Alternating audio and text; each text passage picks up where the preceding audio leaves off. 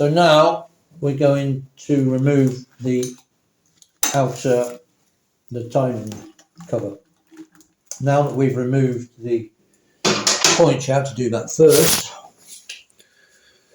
Now we remove the points, we can take the timing cover off, which has got the original screws holding it on.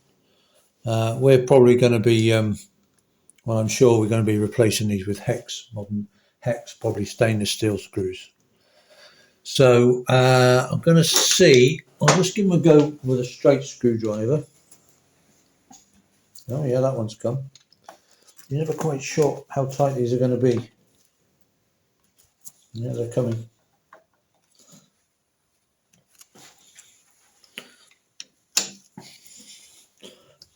So far so good. My experience is that they all come off apart from one. Oh, that one's come off. Yeah, good. Now, if they weren't going to undo, then first of all, of course, I would heat the case, because it steel screws into alloy, so heating will work well. I think it's about the last one now, down the bottom here. So I can guarantee this one probably won't come out. No, it's come. Yeah, I think they're all loose. Right, so I could have heated the casing to try and free the screws, and then of course there's an impact driver, and that will get the screws out. Get our drip tray, although I'll not need it yet, because what normally happens is that this the timing cover will almost certainly be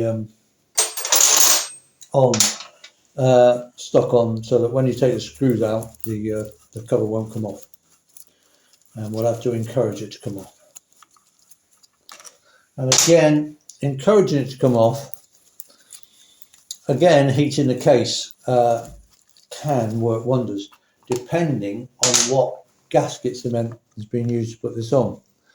If it's a more modern gasket cement like Well Seal, which is a non-hardening gasket cement, when you heat the case, it automatically liquefies the gasket goo, because it's non-hardening, and when it gets hot, it sort of like liquefies.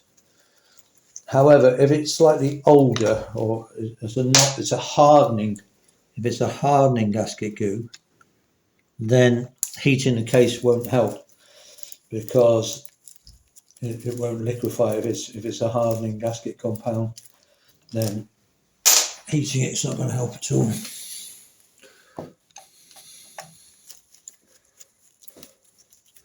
The advantages, of course, on this casing is we do have the oil pressure release valve here.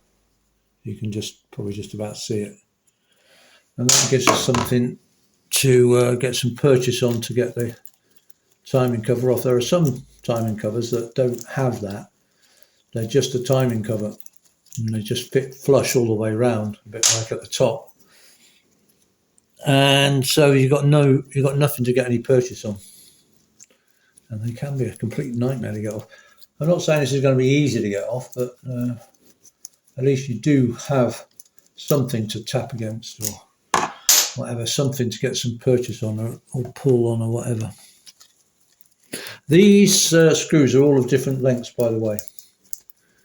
Okay, there's about three. I think there are 3 different lengths on this timing cover. And we'll be going through those when we put it back on. So I know that some people, they will make a board, and they will take the screws out, and they'll make a sort of board the same shape as the cover, and they'll put the screws in order to remind themselves how, which one goes where, which you can do. But in our case, A, we're going to be replacing these. But B, we have the workshop manual, the Norton workshop manual, and that has a diagram in it which shows you where all the different lengths go. So we don't need to keep them in order. Okie dokie. Right. So we're going to have a go at getting this off. I'm just trying to work out. I'm just thinking whether I should. I'm probably going to heat the casing anyway, because I think that might help. And then we're going to we're going to use. I'll see if it will come off. I wouldn't have thought it would come off at all. No, it's like, yeah, it's not moving at all. So yeah, double check we have all the screws out, of course, again. We haven't left any in, especially ones hidden down here at the bottom anyway. I'm going to heat the casing, and then we're probably we'll use some wood to sort of lever between the gearbox, I think, and the pressure release valve to see if it will break the seal. Once the seal's broken, the rest is a doddle. It's just breaking the original seal. I get the old blowtorch out again, and I'm just heating it around the seal.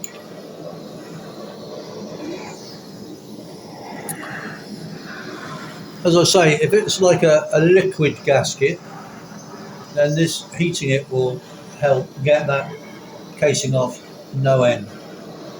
If it's a hardening gasket compound, then this won't make any difference at all, or minimal, I would have thought.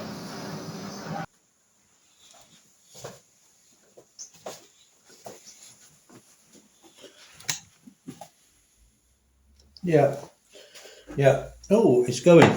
I can see there's the odd drop of oil at the bottom of the. Yeah, hey. And you see there's oil coming out because you know, it just sits in the bottom of the casing. Sorry if that's not too clear. But there is anyway. There's oil. You know, it's just a little bit of oil that's left in the casing that can't drain into the crankcase. And there we have our casing off. So that went well.